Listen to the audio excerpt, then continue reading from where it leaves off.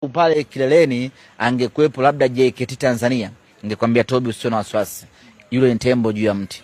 Au angekuwa yuko Azam pale, ningekwambia usio na wasiwasi, au wachezaji kuanguka. Au angekuepo Mashujaa, ningekwambia usio na wasiwasi, hao hawana mwendo. Au sijui TRA, ningekwambia Tobi endelea, anza maandalizi ya kushona suti ya ubingwa. Hao muda wote wanaanguka hapo. Lakini aliyopo juu pale kwa pointi 2 ni mpinzani wetu halisi.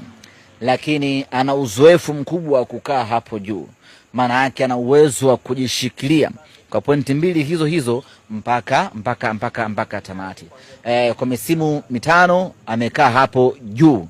Maana yake anajua namna gani ya kukaa juu kwenye msimamo wa ligi. Kwa hiyo tusichukulie poa.